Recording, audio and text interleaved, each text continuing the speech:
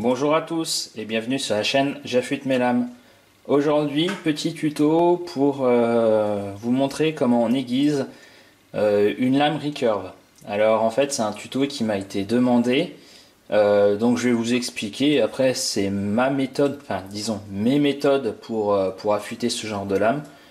Il y en existe certainement plein d'autres, en tout cas ça c'est des méthodes qui fonctionnent pour moi.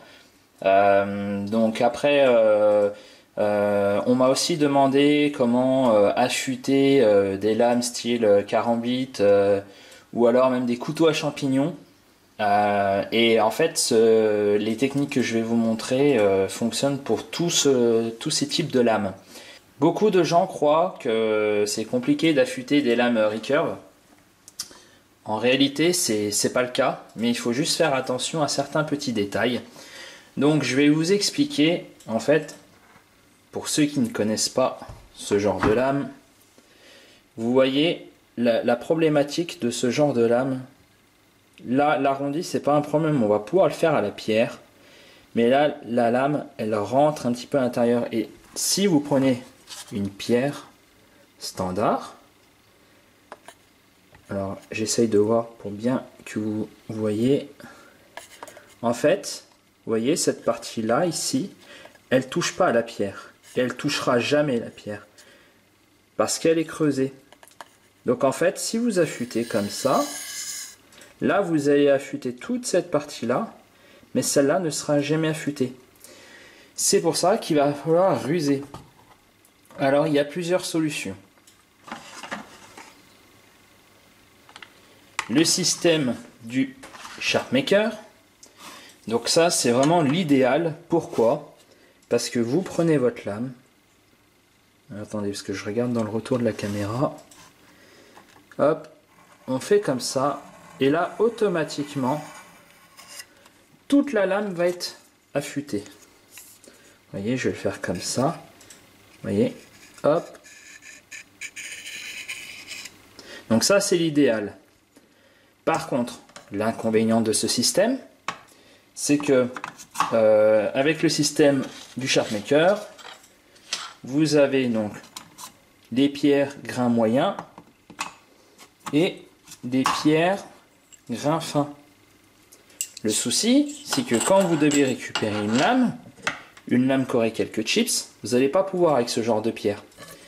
Donc il existe des pierres grains grossiers avec le Sharpmaker, mais alors elles coûtent excessivement cher. Si je me trompe pas, c'est environ 80 € la tige, donc la pierre, donc ça coûte quand même relativement cher. Donc après il y a la petite solution, comme je vous avais expliqué dans une de mes vidéos, vous prenez du papier de verre que vous mettez en triangle le long de la forme. Voilà, vous suivez la forme. Alors ça c'est, il y a eu un petit peu de, ça fait longtemps que je ne l'ai pas utilisé. Hop, voilà. Et voilà, et ça suit la forme, comme ça vous la calez dedans. Et là, vous faites... donc ça, c'est une petite astuce.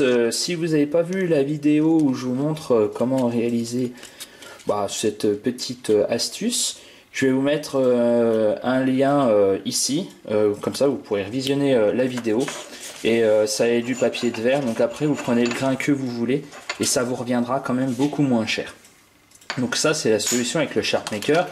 Après, vous avez aussi le système Lansky avec les tiges en céramique, les tiges rondes. Donc après, voilà, c'est en fonction du matériel que vous disposez. Sinon, vous avez également une autre méthode. Donc là, vous prenez votre pierre. Alors bon, cette méthode-là, elle peut être sympa, mais à condition de ne pas avoir énormément de lames recurve, parce que ça va quand même abîmer un petit peu vos pierres. C'est que vous allez justement utiliser l'arête de votre pierre.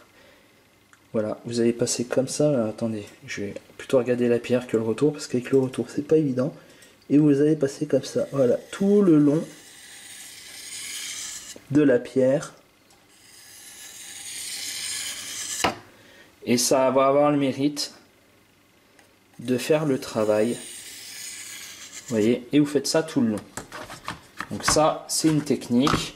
Après, si vous avez, donc là c'est une pierre des Pyrénées, Bon, j'aurais tendance à prendre la pierre des Pyrénées parce que ça m'embête de trop abîmer mes pierres à eau. Même si bon, ça va pas les abîmer très très fort, mais de toute façon, quand vous passez sur les arêtes, il faut pas appuyer comme un bourrin, hein. Vous laissez, comme quand vous affûtez sur une pierre, vous laissez le couteau faire le travail contre la pierre.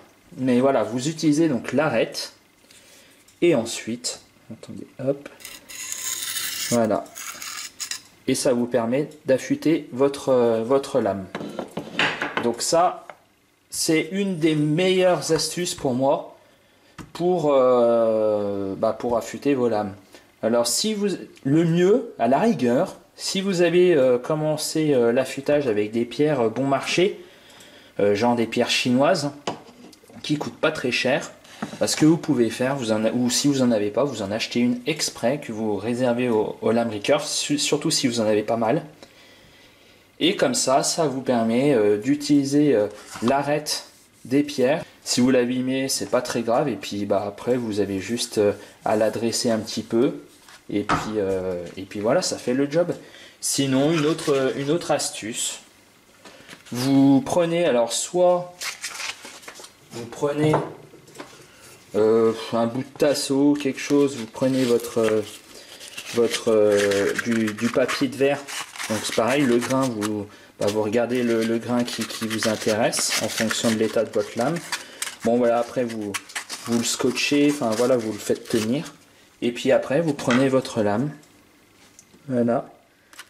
Et là, hop, vous passez comme ça. L'avantage, c'est qu'en plus, c'est super économique. Et puis ça fait le travail. Et encore une autre solution. Donc vous prenez soit un manche d'outils, ou alors je sais pas moi, un vieux balai, un vieux manche à balai, ou alors vous faites comme moi de la récupération. Moi j'ai coupé quelques branches d'arbres, j'ai coupé un petit morceau de branche, j'ai enlevé l'écorce pour le rendre plus propre. Et là ce que vous faites, pareil, hein, vous mettez votre papier à poncer correctement. Donc là, bon, je ne l'ai pas encore fait, je viens juste de le faire pour la vidéo. Et voilà, vous le recouvrez de papier. Et puis là, après, vous passez. Et voilà. Et vous faites le job. Voilà. Donc, c'est des astuces qui coûtent pas très cher. Profitez-en, prenez différents grains de papier de verre si ça peut vous intéresser. Voilà, vous prenez par exemple, je sais pas moi, du grain 150, 400, 1000. Et après, si vous avez le système Lansky ou alors le Sharpmaker, ça on va dire que ça équivaut à peu près à un grain 1000. Et vous utilisez vos pierres. Après, vous faites avec le matériel dont vous disposez. Et surtout, après vous faites comme vous voulez, mais ça sert à rien d'y mettre des 1000 et des 100, surtout si vous avez juste une ou deux lames recurve. L'objectif c'est de pouvoir les affûter, et vous voyez c'est quand même pas très compliqué. Et donc pour les lames style carambite, couteau à champignons, c'est exactement le même principe, hein. On va suivre l'angle d'affûtage de la lame, et on va s'assurer de passer sur toute la surface de la lame. L'objectif de la vidéo, c'était de vous expliquer donc comment affûter une lame recurve. Donc j'avais besoin de le faire, d'affûter ce couteau, mais voilà, je l'ai pas fait devant vous pour que la vidéo ne soit pas trop longue. Mais j'ai fait comme je vous ai expliqué dans la vidéo. Donc je suis parti donc sur un grain 150 en papier de verre, hein. Et ensuite j'ai utilisé les pierres du Sharpmaker, donc grain moyen et grain fin. Et ensuite j'ai passé un petit coup de cuir. Et donc vous allez voir, je vais vous montrer le résultat.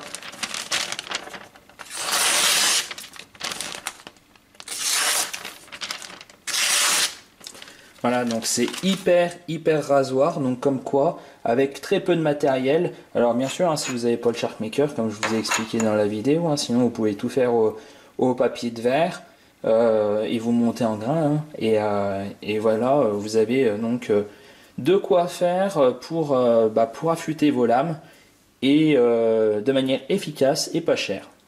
Voilà, j'espère que ce tuto vous a plu. Si vous avez des questions, n'hésitez pas à les laisser en commentaire, j'y répondrai. Si vous avez aimé la vidéo, n'hésitez pas à la liker, commenter et partager. Et on se retrouve très bientôt pour un prochain tuto.